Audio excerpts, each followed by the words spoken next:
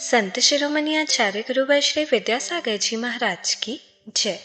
और हम योग प्रणेता पूज्य गुरुवर श्री प्रणव में सागर जी महाराज की जय। ओम अरहम नमः। धर्म प्रेमी बंधुओं, श्री तत्वात् सूत्र ग्रंथराज जी के पंचम अध्याय की कक्षा में आप सभी का स्वागत है।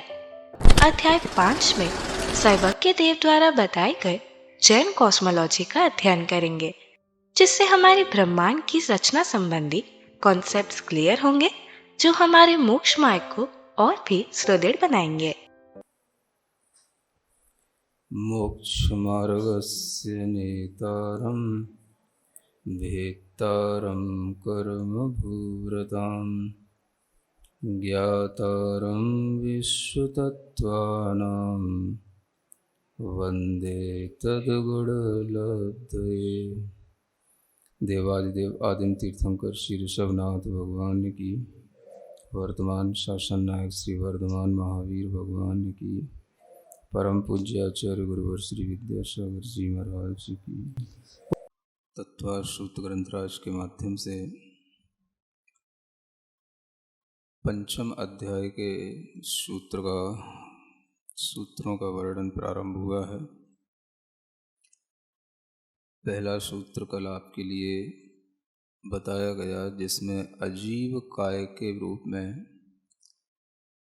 4 द्रव्यों को प्रस्तुत किया गया था। धर्म, अधर्म, आकाश और ये पुद्गल, ये अजीव भी होते हैं और काय भी होते हैं। इन्हीं द्रव्यों के अलावा और भी द्रव्य होते हैं, उनका भी वर्णन आगे समय समय पर आएगा। इन अजीव और काया के लिए आगे आचार्य कहते हैं, एक सूत्र लिखते हैं, द्रव्याणि। यह भी बताया गया है कि ये सभी द्रव्य हैं। क्या है? हाँ, आप लोगों को बहुत छोटा सा सूत्र पढ़ने में ऐसा लग रहा होगा कि ऐसा क्यों कहना पड़ा, किंतु यह बहुत ही महत्वपूर्ण सूत्र है और इसी सूत्र के माध्यम से विश्व के अंदर जितने भी ये द्रव्य फैले हुए हैं, उनकी सत्ता स्वीकृत होती है। द्रव्य हैं तो द्रव्य के अपने कुछ गुणधर्म होते हैं, और जब द्रव्य कहा जाता है तो उसी को हम साइंस की लैंग्वेज में सब्सटेंस कहते हैं, पदार्थ कहते हैं। जब हम बहुत ही फोर्स के साथ में इस बात का निर्णय करके कहते हैं कि ये सभी द्रव्य हैं, तो इससे ये सिद्ध होता है कि ये सभी अजीव और काय के रूप में रहने वाले भिन्न भिन्न पदार्थ हैं। धर्म एक अपने आप में एक भिन्न पदार्थ है, अधर्म एक भिन्न पदार्थ है, आकाश और पुद्गल भी अपने अस्तित्व को लिए हुए भिन्न भिन्न पदार्थ हैं। और इन्हें इसी रूप में यदि स्वीकार किया जाता है तो इन सबको हम अजीव अस्तिकाय भी कह सकते हैं। क्या कह सकते हैं? अजीव अस्तिकाय। ये सभी अजीव पदार्थों में आने वाले अपने अस्तित्व को धारण किए हुए काय स्वरूप द्रव्य हैं, पदार्थ हैं, इसलिए ये सभी अजीव अस्तिकाय हैं। देखा जाए तो जो साइंस आज हमें क्वांटम फील्ड के रूप में जो फिजिक्स के माध्यम से समझाता है, वो यहाँ इसी सूत्र के माध्यम से समझा जा सकता है कि ये सभी द्रव्य अपने अस्तित्व को धारण करने वाले हैं, बहुप्रदेशी हैं, लेकिन ये सभी अजीव रूप में हैं, तो ये सभी अजीव अस्तिकाय के रूप में फैले हुए हैं। और ये जो फैलाव है इन द्रव्यों का, इसी को क्वांटम फील्ड के रूप में आज साइंस कहता है। क्योंकि जो कुछ भी हमें इस संसार में दिखाई नहीं देने वाले भी पदार्थ हैं, वो भी विज्ञान कहीं ना कहीं स्वीकारता है और उसकी एनर्जी को भी वो महसूस करने की कोशिश करता है। और वह जो एनर्जी महसूस की जाती है, जिसका कि वह स्वयं किसी भी तरीके से आकलन नहीं कर पाता, उस एनर्जी को भी स्वीकार तो किया गया है। ये जितने भी अजीब हैं, ये सभी अजीब अस्तिकाएं हैं, तो इनकी अपनी जो एनर्जी होगी वो अजीब रूप में ही होगी। और इस तरह की जो एनर्जी होती है उसको क्वांटम फील्ड के रूप में विज्ञान जब स्वीकार करता है, तो उसके अंदर जब किसी ना किसी तरह के परिवर्तन होते हैं, उन परिवर्तनों के माध्यम से ही वो स्वीकार करने में आता है। द्रव्य है तो इसका मतलब है कि उसमें परिवर्तन होता ही रहता है। द्रव्य कभी भी कूटस्थ नहीं होता, हमेशा एक जैसा नित्य स्वभाव वाला भी नहीं होता। द्रव्य में परिवर्तन होता है, इसीलिए वो द्रव्य हमेशा बना रहता है।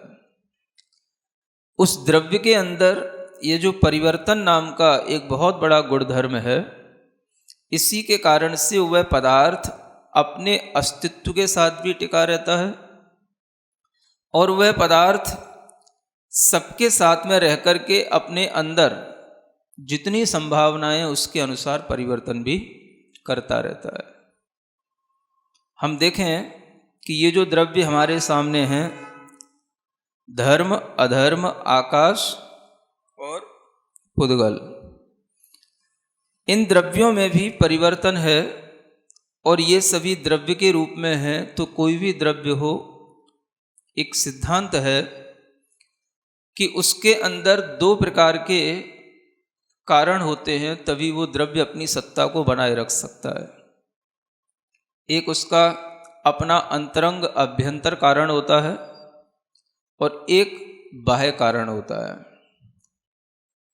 जो बाह्य कारण होता है वो बाह्य द्रव्य, क्षेत्र, काल और भाव के रूप में स्वीकारा जाता है, और जो अंतरंग कारण होता है वो उस द्रव्य की अपनी निजी शक्ति होती है, जिस शक्ति को वो कभी भी छोड़ता नहीं है।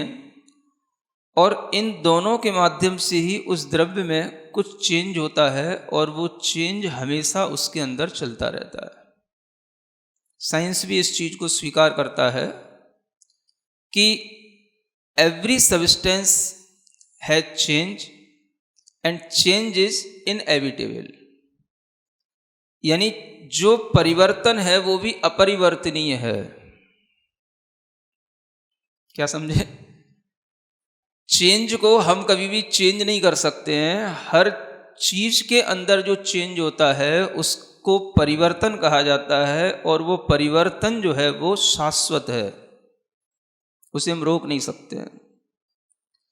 कोई भी पदार्थ है उसके अंदर बाह्य और अभ्यंतर, इन दोनों ही कारण से कोई ना कोई उसके अंदर चेंज होता है और ये चेंज संभव है। हम यहाँ देखें कि ये जितने भी पदार्थ हैं, धर्म, अधर्म, आकाश और पुद्गल, जिनको अभी यहाँ द्रव्य कहा जा रहा है, अगर ये पदार्थ भी हैं, ये द्रव्य के रूप में ये अपनी सत्ता को बनाए हुए हैं, तो इनमें भी वो द्रव्य का गुण धर्म है, इनके अंदर भी वो परिवर्तन स्वभाव है। लेकिन वह परिवर्तन स्वभाव आपको तब ज्ञान में आएगा जब आप द्रव्य का परिवर्तन दो रूपों में देखें। एक तो स्वभाव का परिवर्तन और एक स्वभाव का विभाव में परिवर्तन। क्या कहा? एक तो स्वभाव का, इसको और सिंपल बनाएं इस लैंग्वेज के साथ, कि स्वभाव का स्वभाव में परिवर्तन और स्वभाव का विभाव में परिवर्तन। एक नई शब्दावली का प्रयोग करते हैं। क्या कहा? स्वभाव का स्वभाव में परिवर्तन और एक स्वभाव का विभाव में परिवर्तन। तो ये आपको सही से समझ में आएगा। परिवर्तन होना नियम है, वो परिवर्तन कैसे हो ये अलग बात है। परिवर्तन दोनों रूप में हो सकता है। स्वभाव का स्वभाव में परिवर्तन हो सकता है, स्वभाव का विभाव में परिवर्तन हो सकता है। ये डिपेंड करता है कि वो जो सब्सटेंस है उसका नेचर क्या है और वो एट प्रेजेंट अपनी किस फॉर्म में है। अगर वह पदार्थ धर्म, अधर्म और आकाश इन अस्तिकाय के रूप में अपना अस्तित्व रखे हुए है, तो ये जानना कि ये सभी अपने स्वभाव में हमेशा रहने वाले और स्वभाव में ही परिणमन करने वाले पदार्थ हैं। कौन कौन से? धर्म, अधर्म और आकाश। पुद्गल को जब हम द्रव्य के रूप में कहें तो पुद्गल में परिणमन होता है और परिणमन उसका स्वभाव से विभाव में परिणमन होता है। पुद्गल का जो स्वभाव रूप देखा जाता है, उसकी जो नेचुरल फॉर्म है पुद्गल की, वो एक एटम होती है जिसे हम परमाणु कहते हैं।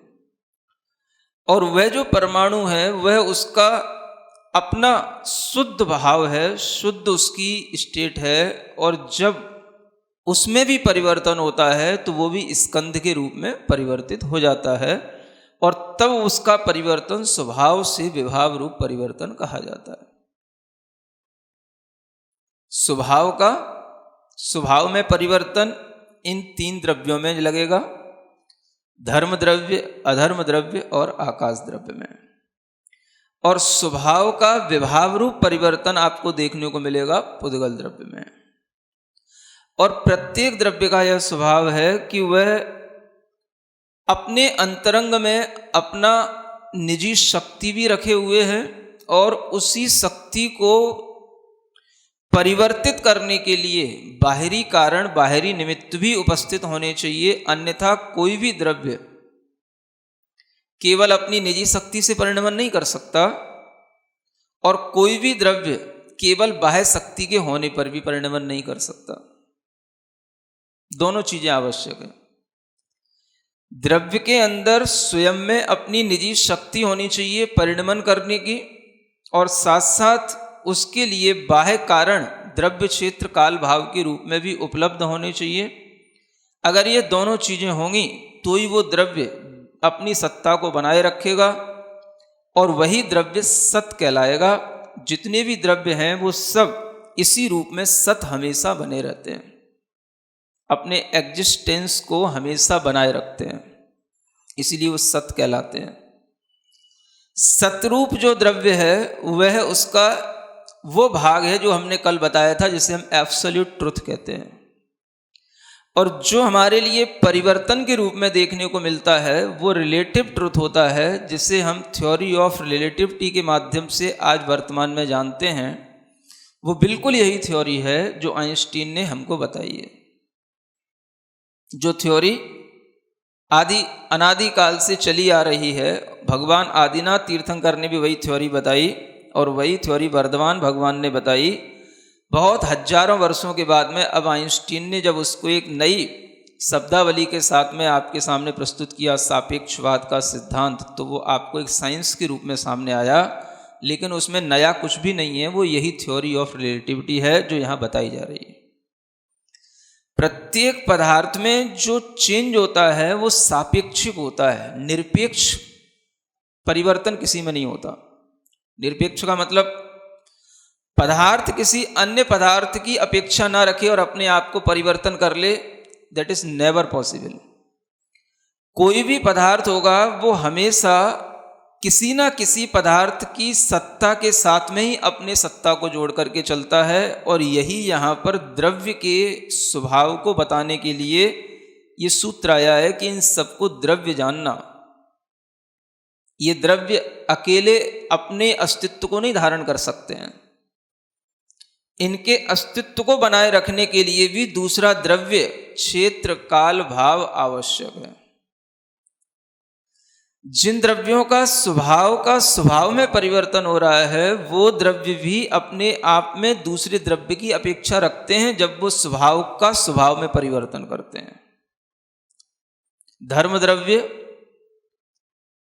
कभी भी विभाव रूप परिणमन नहीं करता, अधर्म द्रव्य में भी कभी विभाव रूप परिणमन नहीं होता, आकाश द्रव्य में भी कभी विभाव रूप परिणमन नहीं होता, उसमें कभी ऐसा विकार नहीं आता कि वो अपने द्रव्य के स्वरूप को छोड़ करके या किसी अन्य द्रव्य के साथ मिलकर के वह द्रव्य किसी अन्य रूप में परिणमन करता हुआ दिखाई दे जाए। ये इन तीनों द्रव्यों की नियति नहीं है।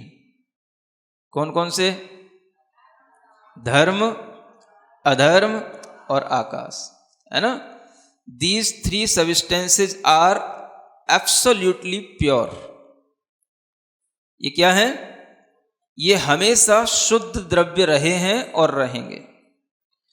इन तीनों ही द्रव्यों में शुद्धता होने के बावजूद भी इनमें परिवर्तन होता है। यह यहां द्रव्याणी इस सूत्र से बताया जा रहा है। सुन रहे? लोग पढ़ तो सब लेते हैं और सब पढ़े हुए हैं, और पढ़ने के बावजूद भी किसी को उसकी जो भावात्मक अनुभूति होनी चाहिए कि ये सूत्र यहाँ क्यों है, ये किस भाव को बताने के लिए, ये बहुत कम लोगों को होता है। विद्वानों का काम केवल शास्त्रों का बखान करने का होता है। समझ आ रहा है?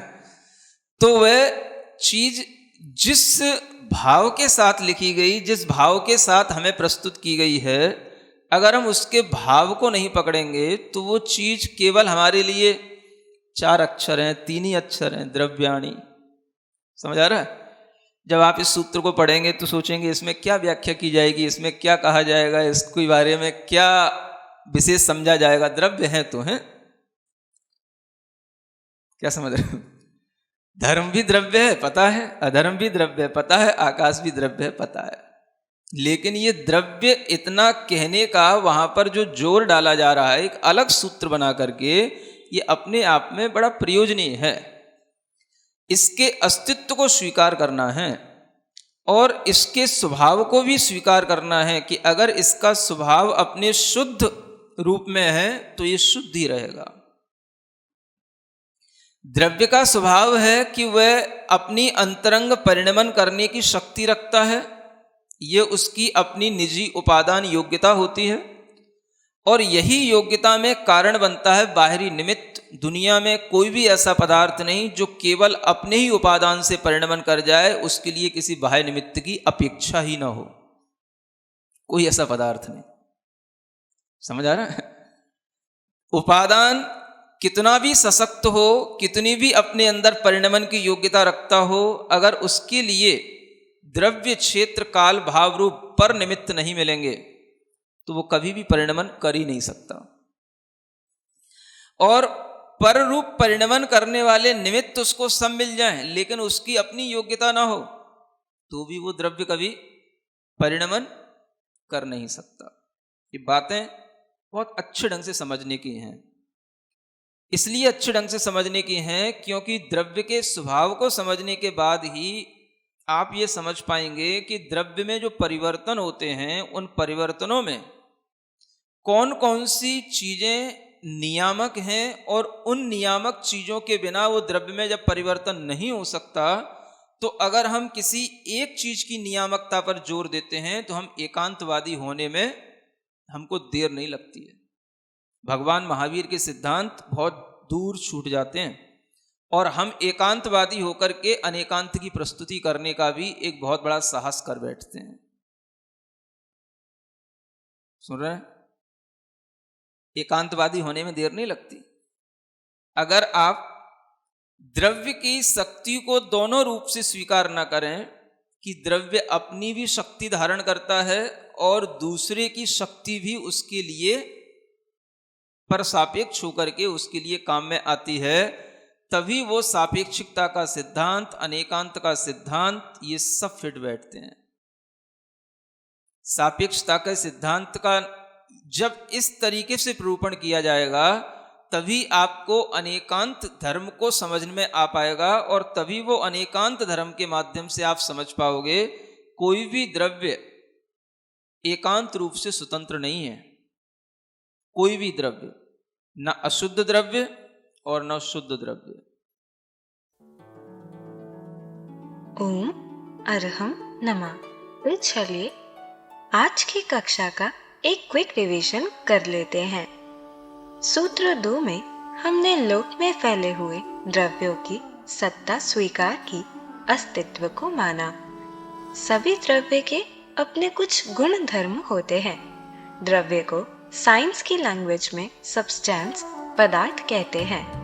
धर्म, अधर्म, आकाश और पुद्गल को हम अजीव अस्तिकाय कहते हैं, क्योंकि ये सभी अजीव हैं, अपने अस्तित्व को धारण करते हैं और काय रूप यानी बहुप्रदेशी हैं।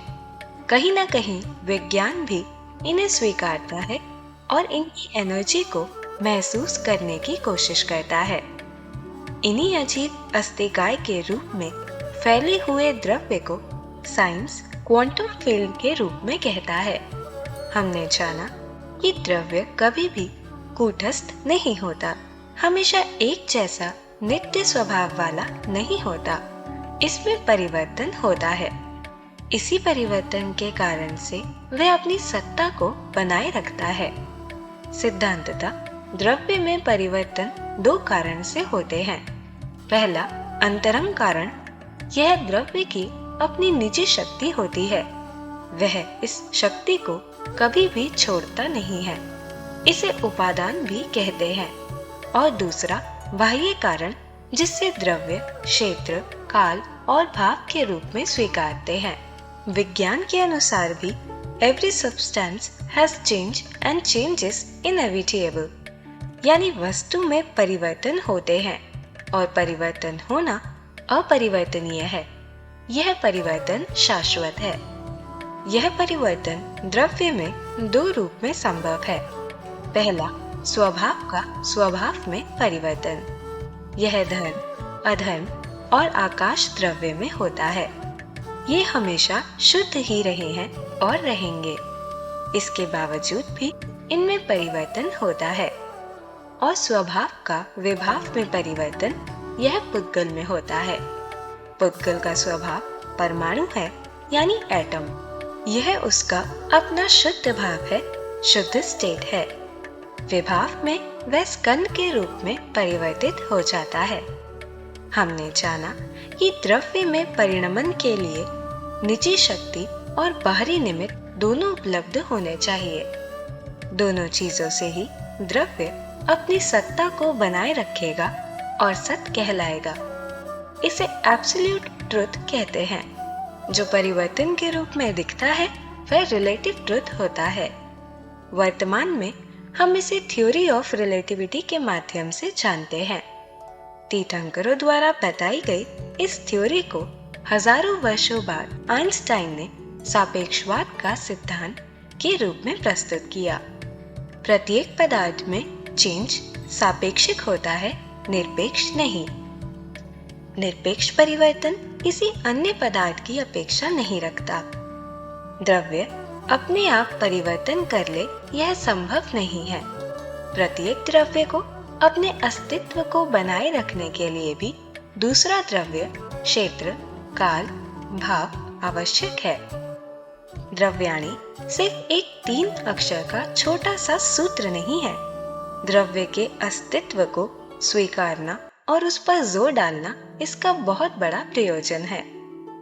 मुनिश्री ने समझाया कि यदि हम पदार्थ के परिणमन में आवश्यक अंतरंग कारण अर्थात उपादान या बाहरी निमित्त में किसी एक चीज की नियामकता पर जोर देते हैं तो हम एकांतवादी हो जाते हैं।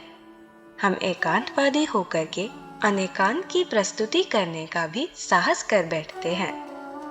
दूसरे द्रव्य की शक्ति भी उसके लिए सापेक्ष हो बाहरी निमित्त रूप में काम आती है। इस तरह सापेक्षता के सिद्धांत का प्रारोपण करने से अनेकांत धर्म समझ में आएगा। कोई भी द्रव्य एकांत रूप से स्वतंत्र नहीं है। तो चलिए अब हम सभी जनवाणी स्तुति करते हैं और तत्पश्चात समय होगा आज के सवाल का। सिरिजिणवाणी जग कल्याणी जग जन मदतम मोहरी जनमण हारी गढ़हर हारी जन्म जरा भव रोग हरि। तिथियराणम दिव्यझुणिम जो पढ़ई सुणई मय्ये धारई। राणम सौखमणन्तं धर्य सासद मोक्ष पदम पावई। सासद मोक्ष पदम पावई। अब समय है आज के प्रतियोगिता प्रश्न में भाग लेकर आकर्षक पुरस्कार जीतने का। आप अपने फोन को QR कोड स्कैन करने के लिए तैयार रखें या दिए गए लिंक पे जाएं। आप अपना उत्तर चुनकर हमें कल शाम 5 बजे तक भेज सकते हैं। 3 भाग्यशाली विजेताओं को मिलेंगे आकर्षक पुरस्कार। विजेताओं का नाम इसी कार्यक्रम में हर रविवार को घोषित किया जाएगा। साथ ही सभी प्रश्नों के सही उत्तर भी बताए जाएंगे। आज का सवाल है, निम्न में से किस अस्थिकाय का स्वभाव से विभाव में परिणमन होता है? जीव का, धर्म का, अधर्म का, आकाश का? अध्याय 5 की कक्षा 3 के आज के सवाल का सही उत्तर है अनंत। अगर आप किसी कारणवश कोड को स्कैन ना कर पाए हों तो आप क्लास की वेबसाइट पर जाकर भी उन्हें अटेम्प्ट कर सकते हैं। इस लिंक पर जाएं या QR कोड को स्कैन करें।